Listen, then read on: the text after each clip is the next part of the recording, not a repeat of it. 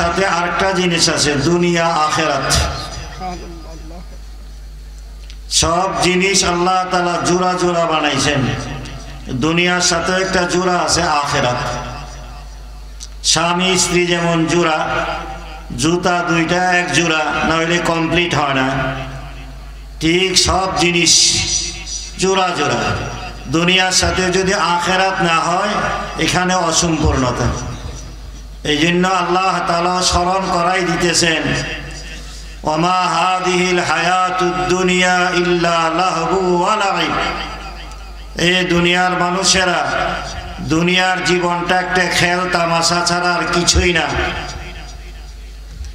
বাচ্চাদের খেলার মতো দুনিয়াটা।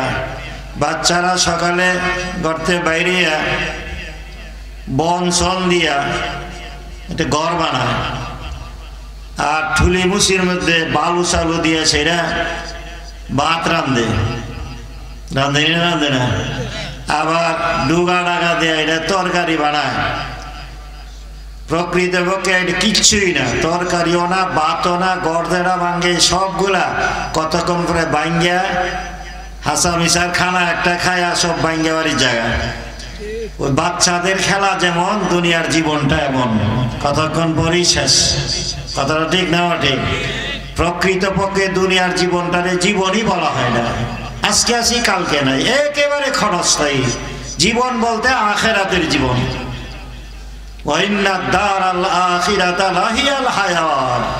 আল্লাহ বলেন, বান্দা আখিরাতের জীবনটাই প্রকৃত জীবন। অতএব দুনিয়ার ক্ষণস্থায়ী জীবনের জন্য যখন তুমি সুখের তালাশ করো, সুন্দর জীবন যাপনের চেষ্টা করো, দুনিয়াতে সুখ শান্তি পাইবার চেষ্টা করো, তো অনন্ত অসীম কাল যে আখিরাতের একটা জীবন আছে, এই জীবনের সুখ শান্তি সফলতারত চিন্তা তোমাকে করতে হবে। কথা ঠিক না? ঠিক।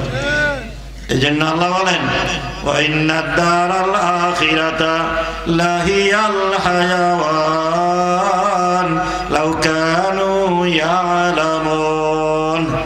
হায়রে, মানুষ যদি বুঝতো দুনিয়ার জীবনটা একেবারে ক্ষণস্থায়ী, আখিরাতের জীবনটা চিরস্থায়ী, কতই না ভালো হইতো। আখিরাতের জীবনকে প্রাধান্য দেয়া কাজ করত, তাহলে দুনিয়ার জীবনে আল্লাহ সুখ শান্তি দিত, আর আখিরাতের জীবনের চিরস্থায়ী শান্তিময় জীবন, অনন্ত অসীমকালের সুখের সামগ্রী নিয়ে বেহেশতে সে আনন্দে উৎসবের সাথে জীবন যাপন করত।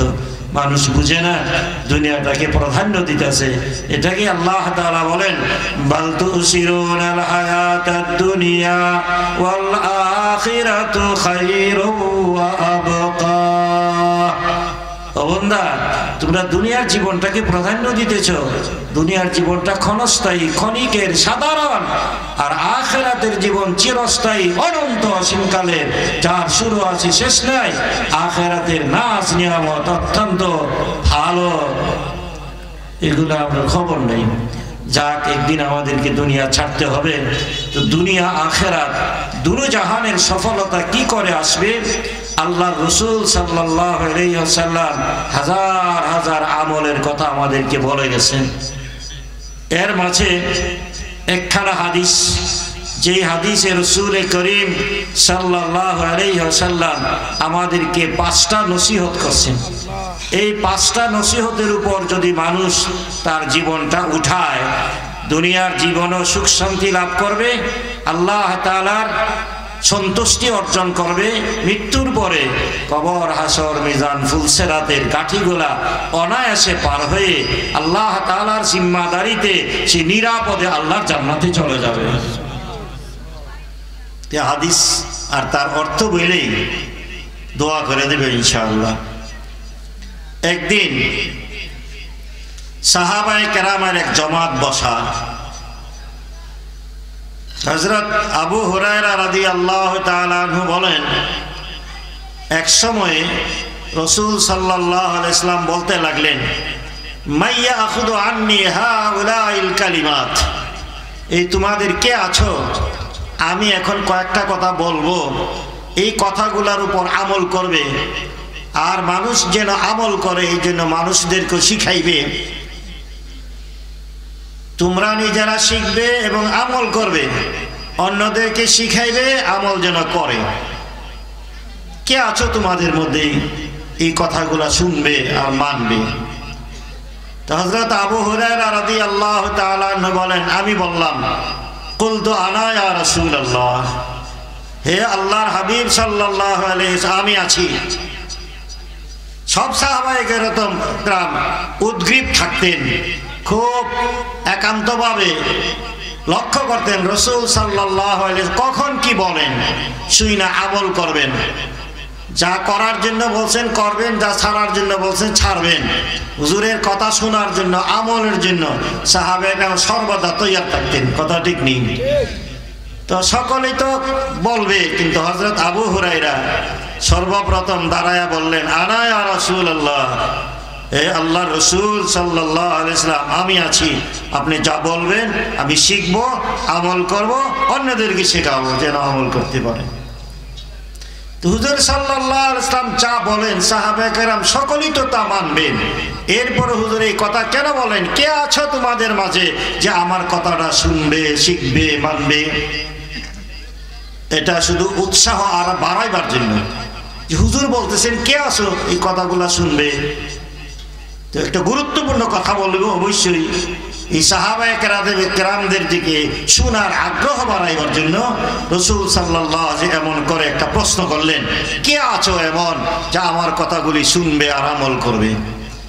হযরত আবু হুরায়রা রাদিয়াল্লাহু তাআলা আনহু যখন বললেন, আনা ইয়া রাসূলুল্লাহ, হে আল্লাহর হাবিব সাল্লাল্লাহু আলাইহি ওয়াসাল্লাম, আমি আছি আপনার কথা, আমি শুনবো, শিখবো, মানবো, অন্যদেরকে শিখাইবো। ফাআখাযা বিয়াদি ওয়া আদ্দা খামসা, এই কথাটা বলার পরে রাসূল সাল্লাল্লাহু আলাইহি ওয়াসাল্লাম আমার হাতে ধরলেন, কাছে নিলেন আর আঙ্গুলে গুনে গুনে 5টা কথা বললেন। ওয়া আদ্দা খামসা, আদ্দা আগুনে বললে কিনা বলা, এটা শক্ত গুরুত্ব বুঝাইতেছে, এমনি বলে দিয়েছেন না। কাছে আইনা ধইরা, হাতে ধইরা, এরপরে আঙ্গুলে গুইনা গুইনা রাসূল সাল্লাল্লাহু আলাইহি ওয়াসাল্লাম এই বাণীগুলা বললেন, উপদেশগুলা দিলেন। এই বাণীগুলা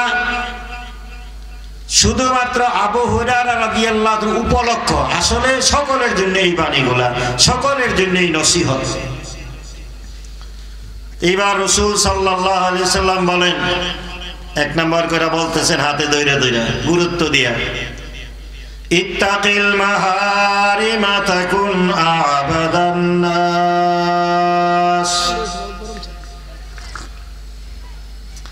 হুজুর সাল্লাল্লাহু আলাইহি ওয়াসাল্লাম বলেন, দেখো ও দুনিয়ার মানুষেরা, তোমরাও জানো সকলেই এই কথাটা যে আল্লাহ তাআলা মানুষদেরকে বানাইছেন আল্লাহর ইবাদতের জন্য। কথা ঠিক না ঠিক? জিন্দেগি আমদ বরায়ে বন্দেগি, জিন্দেগি আমদ বরায়ে বন্দেগি, জিন্দেগি বে বন্দেগি শর্মিন্দগি, মা খালাকতুল জিন্না ওয়াল ইনসা ওয়া জুজ ইবাদত নিস্তে মাকসুদ আজ জাহা। আল্লাহ বলেন, আমি মানুষ আর জিন জাতিকে একমাত্র আমার ইবাদতের জন্য বানাইছি। জিন্দেগি আমদ বরায়ে বন্দেগি, হে দুনিয়ার মানুষেরা, তোমার জীবনটা তো আল্লাহ তাআলা দিয়েছেন কেবল বন্দেগি করার জন্য। তোমার জীবনে যদি আল্লাহর ইবাদত বন্দেগি থাকে, তোমার জীবন সার্থক, সফল, তুমি কামিয়াব। মৃত্যুর পরে তোমার জন্য আছে আল্লাহর জান্নাত। কথা ঠিক না ঠিক? ইবাদত না কইরা কেউ জান্নাতে যাইতে পারবো? অসম্ভব। ইবাদত লাগবো। তো আল্লাহ তাআলা জান্নাত দিব, ঈমান ছাড়া, আমল ছাড়া জান্নাতে যাওয়া সম্ভব না। এবার রাসূল সাল্লাল্লাহু আলাইহি ওয়াসাল্লাম বলেন, তুমি শুধু নামাজ পড়লা, রোজা রাখলা, এতেই তুমি বড় আবেদ হইলে না। বরং বড় আবেদ হইতে চাইলে না, আল্লাহর সবচেয়ে বেশি ইবাদতকারী বান্দা হিসাবে আল্লাহর কাছে তুমি যদি পরিচয় লাভ করতে চাও, শুধু নামাজ রোজা করলেই হবে না, বরং আল্লাহর হুকুমগুলা পালন করার সাথে সাথে আল্লাহ তাআলা যেসব কাজকে হারাম করেছেন, নিষেধ করেছেন, হারাম থেকেও নিজেকে বাঁচাইতে হবে। তাহলে তুমি সবচেয়ে বড় আবেদ, আল্লাহর ইবাদতকারী হয়ে যাবে। আজকে শুধু নামাজ পড়ি রোজা রাখি কিন্তু হারাম ছাড়ি না। নামাজ পড়তেছি আবার সুদও খাই, ঘুষও খাই, মদও খাই, জুয়াও খেলি, চুরিও করি, টাকাতেও করি, দুর্নীতিও করি। এই ইবাদতে কাজ হবে না। কথা ঠিক না ঠিক? এই জন্য আল্লাহর নবী সাল্লাল্লাহু আলাইহি ওয়াসাল্লাম ইরশাদ করেন, ইত্তাকিল মাহারিম, বান্দা হারাম ছাড়ো, হারাম থেকে বাঁচো, তাহলে তুমি বড় আবেদ হবে। নামাজ না পড়া হারাম, নামাজ না পড়া কি হারাম, রোজা না রাখা কি হারাম। হারামতে ছাড়ো, নামাজ পড়ো। সুদ খাওয়া হারাম, হারাম ছাড়ো, তাহলে তুমি আল্লাহর সত্যিকারের আবেদ হবে। আজকে আমরা এগুলো ছাড়ি না। নামাজ পড়ি ঠিকই, নামাজ পড়ে আইসা সাথে সাথে টেলিভিশনের সামনে উলঙ্গ ছবি মেয়েদের দেখি, হালাল না হারাম, গান বাদ্য হালাল না হারাম, বাদ্য বাজনা হালাল না হারাম। আল্লাহর নবী সাল্লাল্লাহু আলাইহি ওয়াসাল্লাম ইরশাদ করেন, আল গিনা রুকিয়াতুজ জিনা, গান হইল জিনার মন্ত্র। যেই সমাজে, যেই দেশে গান বেশি হবে, ওই সমাজের ছেলে মেয়েরা বেশি আকাম কুকামে জড়ায় যাবে, চরিত্রহীন হয়ে যাবে। কার কথা? আল্লাহর নবীর কথা। গান ছাড়ে না, গান শুনে নামাজ পড়ে বৈশা গান দেখে, আবার উলঙ্গ ছবি দেখে, বাদ্য বাজনা শুনে। অথচ আল্লাহর রাসূল সাল্লাল্লাহু আলাইহি ওয়াসাল্লাম ইরশাদ করেন, বুইসতু লিউকাসসিরাল মাযামির, আল্লাহ তাআলা আমাকে যত সব দায়িত্ব দিয়া দুনিয়াতে পাঠাইছে, এর মধ্যে একটা দায়িত্ব হইল দুনিয়াতে যত বাদ্য বাজনা আছে, একতারার, দুতারার, সেতারা যত আছে, বাদ্য বাজনারে বাইঙ্গা চুরমার করে ফেলাই দিবার জন্য আল্লাহ আমারে দায়িত্ব দিয়া দুনিয়াতে পাঠাইছে। আর এই বাদ্য বাজনারে করে সুন্দর করে টেঙ্গায় রেখে, আরে বাবা বাড়ি তাই নিজের দেখে সারাদিন বাজাও, আবার এই গানও শুনে, উলঙ্গ মহিলাও দেখে, তাই বড় পরহেজগার।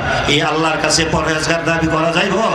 এই জন্য বলা হয় নামাজ রোজা করার সাথে সাথে হারাম কাজ ছাড়তে হবে, সুদ ছাড়তে হবে, ঘুষ ছাড়তে হবে, মিথ্যা ছাড়তে হবে, চুরি ছাড়তে হবে, ডাকাতি ছাড়তে হবে, দুর্নীতি ছাড়তে হবে, অন্যায় অপরাধ ছাড়তে হবে। তাহলেই তুমি আবেদ হবে, আল্লাহর কাছে ইবাদতকারী হিসাবে গণ্য হবে, আর ইবাদতের মাধ্যমে তুমি আল্লাহর জান্নাত পাবে। কথা ঠিক না ঠিক? আল্লাহর নবী সাল্লাল্লাহু আলাইহি ওয়াসাল্লাম কি বলেন? যে আল্লাহ নিজে বলেন, রাসূল সাল্লাল্লাহু আলাইহি ওয়াসাল্লাম বলতেছেন, আল্লাহ নিজে বলেন, ইবনা আদম, ইবনা আদম, হে আদম সন্তানেরা, তাফাররাগ লিইবাদাতি, তুমি আমি আল্লাহর ইবাদতের জন্য তৈরি হও, ফারেক হও, সময় বের করো, আমার ইবাদতে লাগো। আমলাহু সাদারাকা গিনান, আমি আল্লাহ তোমার অন্তরটারে ধনী বানাই দিব। ধনের দ্বারা ধনী হয় না, ধনের দ্বারা অভাব আরো বাড়ে, পেরেশানি বাড়ে। কারণ যে যত বড় ধনী, এ তত বড় ঋণ খেলাপি। কোটি কোটি টাকার মালিক, কোম্পানি করছে, ব্যাংকের থেকে কোটি কোটি টাকা ঋণ আইনা রয়েছে, হে ধনী। ধনী তো যে আমার আর লাগতো না, হে আর লাগতো না জীবনে কইব। যত বেশি টাকা তত বেশি ঋণী, হে কেমনে হইল ধনী? ধনী তো কাছে অভাব মুক্ত, আর দরকার নাই। এই জন্য আল্লাহ বলেন, যদি আমার ইবাদতে লাগো, যা কিছু পাও আমি তোমার কানাত অল্পে তুষ্টি দান করব, তোমার অন্তরটারে ধনী বানাই দিব, পাইলাম না খাইলাম না হাই হুতাশ থাকবে না, আর অভাব আমি খোদা দূর করে দেবো। ওয়াইল্লা তাফআল, যদি এমন না করো, আমার ইবাদতে লাগো না, মেলা তুইয়াদাকা শুগলা, আমি আল্লাহ তোমার দুইটা হাত কাজে ভরে দেব, কাজ করবে সারাদিন। টেলিফোন দুইটা তিনটা একসাথে ব্যবহার করো, তোমার কথা শেষ হয় না, খালি ফেস এই ফেস। ব্যবসা এই দরবার লেগে গেছে গা, ওইখানে মাল অ্যাক্সিডেন্ট হয়ে গেছে, গাড়ি ওই একটা লঞ্চ আসতেছিল, বড় জাহাজ আসতেছিল, মালের ডুবে গেছে গা, বা পেছ লেগে গেছে, একটা না একটা খালি দরবার, পেরেশানি শেষ নাই, খাইবার সময় নাই, ঘুমাইবার সময় নাই, খাওয়ান চাকরানি দিয়ে গেছে, খাওয়ান ঠান্ডা হইয়া ফস্তাছে, খাইবার সুযোগ নাই, খালি একটার পর একটা দরবার লেগে রয়েছে, দৌড়া দৌড়ের পেরেশানি, ঘুমও ধরে না, ঘুমাইবারও সময় নাই তার। এমন আছে যে যত বড় ধনী অত বড় পেরেশানি। কথা ঠিক না ঠিক? এটা আমি আল্লাহ এটা তোমারে করছি, এর জন্য তুমি যেহেতু আমারে সাইরা দুনিয়ার ভিতরে লাগছো আমি দুনিয়ারে কয়ে দিছি ভালো করে খেদমত নে লাগা আরে পেরেশানি থয়ে দেয় অভাব দিল হইতো না কোটি কোটি টাকার মালিক হবে ঠিক হয় কিন্তু আরো 14 কোটি টাকার একটা ঋণ লইয়া একটা প্রকল্প করতেছে একটা কোম্পানি করবো এর অভাব তো বুঝিব না এই জন্য আল্লাহ তাআলা বলেন যে তোমরা আমার ইবাদতে লাগো আমি খোদা তোমার মনটারে ধনী বানাই দিব সাথে সাথে অভাবটা দূর করে দেব তো আল্লাহর রাসূল সাল্লাল্লাহু আলাইহি ওয়াসাল্লাম কি বলেন আবেদ হইয়া যদি আল্লাহ সন্তুষ্টি অর্জন করতে চাও আর জান্নাতে যাইতে চাও তাহলে ইবাদতের সাথে সাথে আল্লাহ যা কইছে এটা তো মানবা যা নিষেধ করছে যত হারাম কাজ আছে এই হারাম কাজগুলো ছাড়ো এক নম্বর কথা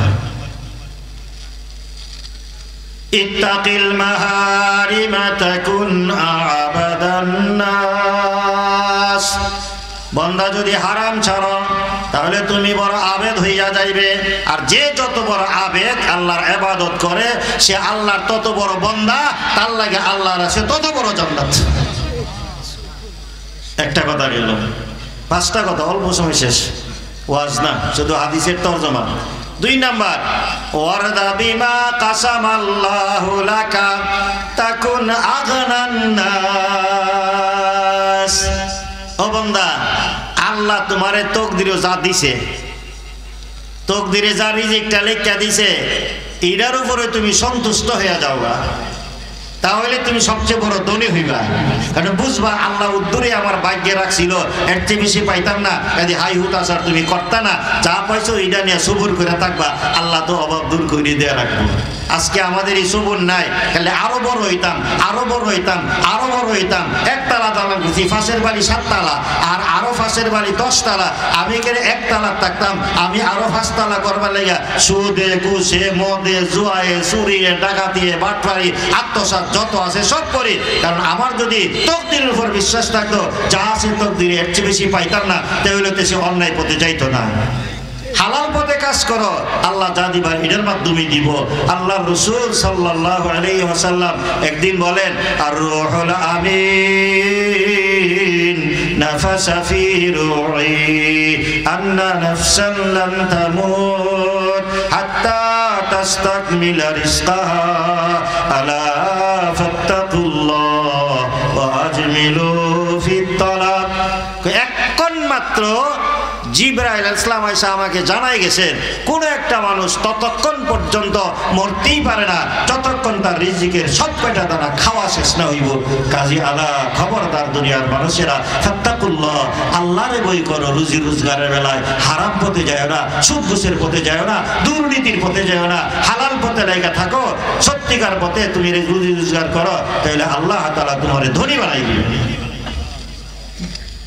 3 নাম্বার وأحسن إلى جارك تكن مؤمنا তুমি সত্যিকারের মুমিন হতে চাও মুমিন না হয়তো কেউ জান্নাতে যাইতো না কথা ঠিক না ওটাই আল্লাহর রাসূল সাল্লাল্লাহু আলাইহি ওয়াসাল্লাম ইরশাদ করেন লা ইয়াদখুলুল জান্নাতা ইল্লা মুমিন মুমিন ছাড়া কেউ জান্নাতে যাইতে পারতো না আর আল্লাহর রাসূল সাল্লাল্লাহু আলাইহি ওয়াসাল্লাম বলেন যতক্ষণ পর্যন্ত তুমি তোমার পাড়া প্রতিবেশীর সাথে ভালো ব্যবহার না করবে ততক্ষণ তুমি পরিপূর্ণ মুমিন হইতে পারবে না আর পরিপূর্ণ মুমিন হইতে না পারলে ডাইরেক্ট জান্নাতে যাইতে পারবে না ওই যে খারাপ কাজ করছো দুর্ব্যবহার করছো পাড়া প্রতিবেশীর সাথে এটার জন্য তোমাকে প্রথম জাহান্নামের শাস্তি ভোগ করতে হবে অতঃপর সর্বশেষে অন্যান্য নেক আমলের কারণে জান্নাতে আসবে 3 নম্বর নসিহতটা আল্লাহ নবী কি বলছেন যদি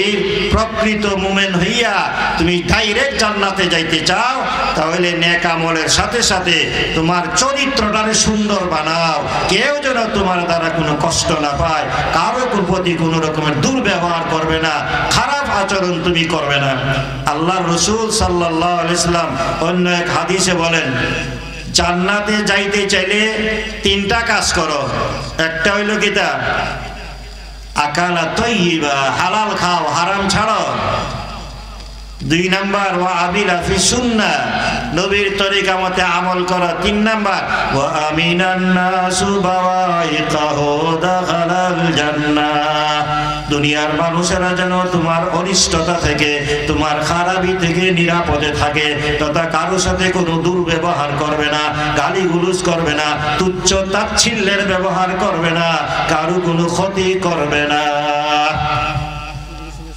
তোমার আখলাক সুন্দর বানাইতে হবে, পাড়া প্রতিবেশীর সাথে ভালো ব্যবহার করতে হবে। তাকাব্বুরি অহংকারী কইরা অন্যরে তুচ্ছ তাচ্ছিল্যের ব্যবহার করবে, হেয় প্রতিপন্ন করবে, এটা হবে না। বরং তুমি অত্যন্ত সুন্দর আখলাকের অধিকারী হবে, ভালো ব্যবহার মানুষের সাথে করবে। তোমার পাড়া প্রতিবেশী যেন তোমার দ্বারা কোনো ক্ষতিগ্রস্ত না হয়, এই আমলটা তুমি করবে। তাহলে তুমি সত্যিকারের মুমিন হবে। আর সত্যিকারের মুমিনের জন্য পুরস্কার কি? ডাইরেক্ট জান্নাত। 4 নাম্বার, 4 আর 5 এই কয়েক মিনিটের ব্যাপার। 4 নাম্বার, وأحب للناس ما تحب لنفسك تكن مسلما। তুমি নিজের জন্য যা পছন্দ করো, অপর ভাইয়ের জন্য, অপর মানুষের জন্য তাই পছন্দ করবে। ভালো আর খারাপ, তোমার জন্য যেটারে খারাপ মনে করো, অপরের জন্য এটারে খারাপ মনে করবে। তোমার জন্য যা ভালো মনে করবে, অন্যের জন্য তা ভালো মনে করবে। এই হিসাবে তুমি তোমার আমল করবে। আচ্ছা, আমরা কি কেউ চাই, পছন্দ করি যে আমার বাড়িতে চুরি ডাকাতি হোক? তাহলে আমি অন্যের বাড়িতে কেমনে চুরি করব? করলে আল্লাহর নবীর এই কথা মানা হইল না। আমরা কি কেউ চাই আমার মা বোনের ইজ্জত হরণ করুক, কেউ নষ্ট করুক? চাই না। তা আমি কেমনে আরেকবারে যে আরেক বেড়ার মার বোনের সাথে বেইজ্জতি কাজ করব, অপকর্ম করব? যে সাংঘাতিক একটা কথা। আল্লাহর নবী বলেন, তুমি নিজের জন্য যা পছন্দ করো, অপর ভাইয়ের জন্য ঠিক তা পছন্দ না করা পর্যন্ত তুমি সত্যিকারের মুসলমান হইতে পারো না। এটা আমরা খেয়াল রাখতে হইব। মুসলমান সত্যিকারের হইতে চাইলে এইভাবে লাগবো। মুসলমান ইসলাম মাইনা চলতে হবে, ইসলামের বিধিবিধান সবগুলা মাইনা নম্র ভদ্র বিনয়ের সাথে মানুষের সাথে মিলেমিশে চলতে হবে, তাহলে তুমি মুসলমান। 5 নাম্বার, আল্লাহর নবী যা বলেন, ولا تكسر الضحك فإن كسرة الضحك تميت القلب। হে মুসলমানেরা, বেশি হাসি খুশির মধ্যে মত্ত থাকবা না, আনন্দ উৎসবের মধ্যে থাকবা না, বরং ফিকির করো, কেনে হইলাম, কি করলাম, কদিন আছি, কোন সময় জায়গা, কি নিয়ে যাব আল্লাহর দরবারে, কি হিসাবটা দিব। আখিরাতের ফিকির করো, কবর হাসরের চিন্তা করো। কবরের দিকে গেছো গা, এক পাও তো কবরে গেছে গা, বয়স তো শেষ, চুলদারি তো ফাইকা গেছে গা, আর কত দুনিয়া নিয়ে খেলাধুলা করবা? এবার একটু চিন্তা করো না। 40 সন গেল তোর প্রিয় জীবনের, ছেলে মেয়ে এখনো রয়েছে জেদের, কামনা বাসনায় জীবন কাটালি, সুকামের পানে না ফিরে থাকালি, অনিত্য হায়াতের ভরসা না কর, কুচক্রি দুনিয়ার শততারে ডর। এবার চিন্তা করো, কোন দিন যেন চলে যাও, কি সাথে নিয়ে যাইবা, যা লইয়া যাইবা এর উপরেই তো হিসাব। ভালো করলে জান্নাত, খারাপ করলে জাহান্নাম। কথা ঠিক না? ঠিক। এই জন্য আল্লাহর রাসূল সাল্লাল্লাহু আলাইহি সাল্লাম বলেন, ওয়ালা তুকসিরিদ দিহকা, বেশি হাসি তামাশা করো না, বরং আখিরাতের চিন্তা ফিকির করো। সময়টা তো শেষ। কদম সুয়ে মারকাত, নজর সুয়ে দুনিয়া, কাহা যা রাহা হে কিধর দেখতা। অমিয়া, তোমার পাও তো কবরের দিকে চলে গেছে, দিন যত যাইতেছে কবর তত সামনে আসতেছে। কবরের দিকে চলছো, অথচ দুনিয়ার ফিকির নিয়ে ব্যস্ত। কবরের কোনো চিন্তা করো না, যাইতেছো কোন দিকে, চেয়ে আসো কোন দিকে, উল্টা চলা হচ্ছে। উল্টা যারা চলে গন্তব্যস্থলে যাইতে পারে না, অ্যাক্সিডেন্টের কবলে পড়ে। কথা ঠিক না? ঠিক। এই জন্য ভাই খুব হুঁশিয়ার হয়, জীবনটাকে শুধরাই। বরং কি করব? হাসি তামাশা না করে কি করব? আল্লাহ রাসূল সাল্লাল্লাহু আলাইহি ওয়াসাল্লাম বলেন, লা তুকসিরিল কালামা বিগাইরি যিকরিল্লাহ, আল্লাহর জিকির ছাড়া বেশি কথা হই তুমি কইও না, হাসি তামাশা কইরো না, বরং সময় পাইলে আল্লাহর জিকির করো। লা তুকসিরিল কালামা বিগাইরি যিকরিল্লাহ ফাইন্না কাসরাতাল কালাম বিগাইরি যিকরিল্লাহ তুমিতুল কাসওয়াতুন লিল কলব। বেহুদা কথাবার্তা যারা কয় আল্লাহর জিকির আজকার ছাড়া, কোরআন তেলাওয়াতের ছাড়া, দুরূদ ইস্তিগফার ছাড়া, যারা খালি বৃষ্টি কথাবার্তা, আড্ডা মারে, গল্প গুজব করে, এমন আছি না আমাদের অনেকে? খালি শাস্তুল বইয়া আড্ডা, পুকুর পাড়ে বইয়া আড্ডা, মসজিদের পার কাছে বসে আড্ডা, গল্প। না না না, গল্প করতেছো, তোমার জীবন তো শেষ করতেছো, সময়ের মূল্য দিতেছ না। আখিরাতে আল্লাহর কাছে কি মূল্য পাইবা? এই সময়টারে কাজে লাগাও, জিকিরে লাগাও, কোরআন তেলাওয়াতে লাগাও, তাসবিহ তাহলিল করো। এই জন্য আল্লাহর নবী বলেন, যারা জিকির আজকার তৈয়া, কোরআন তেলাওয়াত তৈয়া শুধুমাত্র গল্প গুজবে কাটায়, ফাইন্না কাসরাতাল কালাম কাসওয়াতুন লিল কলব, এর দ্বারা মানুষের কলব শক্ত হয়ে যায়। আর যাদের কলব শক্ত হয়ে যায় বেশি কথার দ্বারা, তারা আল্লাহর রহমত থেকে অনেক দূরে সরে যায়। ওয়া ইন্না আবআদান নাস আল কলবুল কাসি, রাসূল সাল্লাল্লাহু আলাইহি ওয়াসাল্লাম বলেন, কলবে কাসি, যাদের কলবটা কঠিন হয়ে গেছে, বেশি কথা বেশি কাজ কইরা কইরা তারা আল্লাহর রহমত থেকে অনেক অনেক দূরে ছিটকে পড়ে গেছে। এজন্য ভয় হুঁশিয়ার হই, হাসি তামাশা কমাই, ফিকির বেশি করি, আমল বেশি করি। আল্লাহ রাসূল সাল্লাল্লাহু আলাইহি ওয়াসাল্লাম তো